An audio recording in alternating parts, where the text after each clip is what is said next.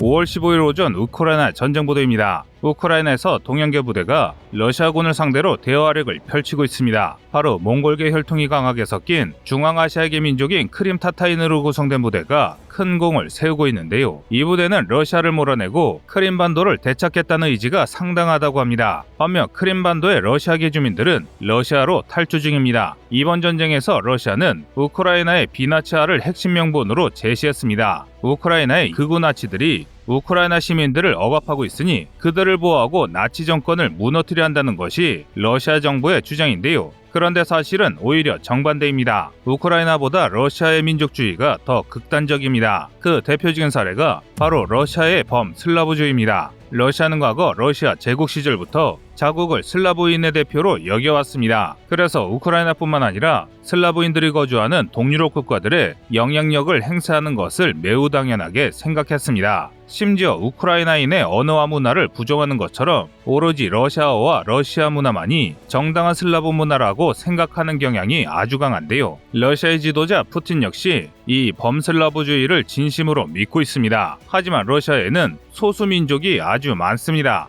제정 러시아의 시베리아 개척 과정에서 합류한 몽골과 중앙아시아 계통 유목민들, 체첸 같은 이슬람 자치정부까지 정말 다양한 형태의 소수민족이 존재하는데요. 그러나 러시아 정부를 다스리는 범슬라브주의자들은 이런 소수민족들을 같은 인간이 아니라 소모해야 할 자원으로 취급합니다. 이를 잘 보여주는 게 러시아군의 구조인데요. 현재 러시아군의 인적 구성에서 슬라브인의 비중은 실제 인구수에 비해 현저하게 낮습니다. 게다가 그마저도 거의 대부분이 정부에 대응할 수 없는 가난한 시골 출신입니다. 이 때문에 현재 러시아군의 구성원 중 상당수는 슬라브인이 아닙니다. 당연히 러시아군 지휘부 역시 이 사실을 잘 알고 있는데요. 이들은 슬라브주의 실현을 위해 비슬라브인 장병들을 마치 부품처럼 전선에 때려박고 있습니다. 필요하면 얼마든지 추가 징병하면 된다고 생각하며 강압적인 명령을 반복하면서 병사들을 사지로 내몰 뿐인데요. 이로 인해 상당수의 비슬라브 장병들이 슬라브 민족의 통합을 위한 성전에 휘말려 목숨을 잃고 있는 상황입니다. 과거 나치가 했던 것과 지금의 러시아가 하는 행동이 크게 다를 게 없는 것입니다. 그런데 이게 끝이 아닙니다. 러시아의 인종차별은 이번 승리의 날 행사에서도 다시 한번 드러났습니다. 바로 동양계 병사가 러시아군 중 상당수를 차지함에도 불구하고 오로지 슬라브인만으로 부대를 구성한 것입니다.